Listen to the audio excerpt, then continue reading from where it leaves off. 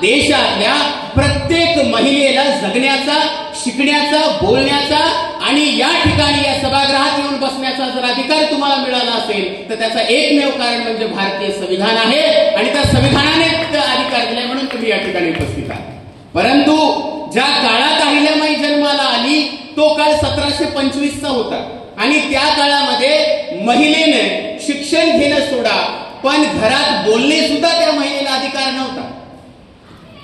महिला जर बोलली तर तिला तो अधिकार नव्हता. तिच्याकडे दोनच काम होते, एक चूल आणि दुसरं मूल. याच्या व्यतिरिक्त जर तिने तिसरा शब्द बोलला तर तिला त्या काळामध्ये शिक्षा केली जायची. आणि अशा काळात अहिल्याबाईचा जन्म झाला आणि अशा काळात अहिल्याबाई होळकरांनी आपल्या हातामध्ये, एका हातामध्ये शास्त्र दुसऱ्या हातामध्ये शस्त्र घेऊन या देशामध्ये 1, 2, 3 नाही तब्बल 28 वर्ष या देशाच्या राजकारणामध्ये जर राज्य कुणी चालवलं असेल तर जगात कर्मयोगिनी महाराणी अहिल्याबाई होळकर याच्याशिवाय दुसरं नाव नाही म्हणून त्यांची जयंती होत असते. आणि म्हणून अनेक लोकांना मी हा प्रश्न विचारत असतो की तुम्ही अहिल्याबाई होळकरांना धर्मरक्षिणी म्हणता, तेव्हा अहिल्याबाई होळकरांनी कोणत्या धर्माचं रक्षण केलं?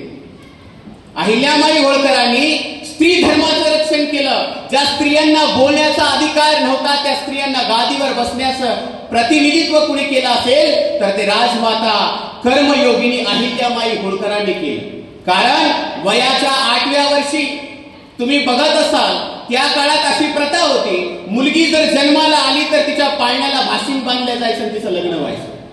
मुलगी जर एखादी गरोदर असेल तर तिच्या पोटाला कुंकू लावलं जायचं आणि तिचं लग्न व्हायचं. आणि त्या काळात अशी पद्धत होती, कॉलरा असेल, पट्टी असेल, अशा अनेक प्रकारचे साथीचे रोग व्हायचे आणि लोक मरून जायचे. आणि अशाच काळामध्ये अहिल्याबाई होळकर जिचं वय 8 वर्षाचं होतं, 8 वर्षाच्या मुलीला काय कळतं?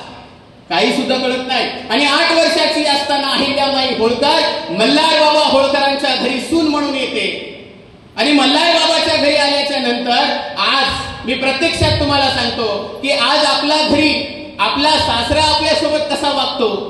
जर आपण त्या ठिकाणी 12वी पास होऊन आलो तर इकडे सांगतात की तिकडे तुम्ही जे काही शिकलात ते शिकलात, आता इकडे येऊन काही शिकायचं नाही, ते शहाणपणा माहेरात ठेवायचा, आपल्या इकडे जे काही शिकवायचं नाही. आजची परिस्थिती सांगतो 21व्या शतकातली. त्या काळात मल्हार बाबा होळकरांनी सांगितलं, अहिल्या हे जे स्वराज्य आहे ते तारा राणीने स्वतःच्या तलवारीने इथपर्यंत आणलेलं आहे आणि या स्वराज्याचा भगवा ध्वज अटके पार नेऊन उभा करायचं काम मी मल्हारराव होळकरांनी घेतलेलं आहे आणि त्यासाठी माझ्या तलवारीचं बळ तुला व्हावं लागेल. म्हणून तुला घरात न बसता 8व्या वर्षाची मल्हार बाबाने 8व्या वर्षाची आपली सून घोड्यावर बसवली.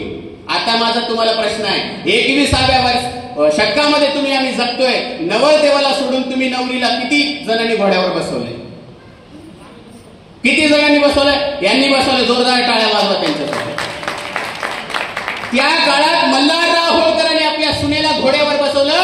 अरे आजच्या काळात तुम्ही पोरीला घोड्यावर बसू देत नाही का? कारण तुम्हाला भीती वाटते पोरीने घोड्यावर बसलं नाही पाहिजे.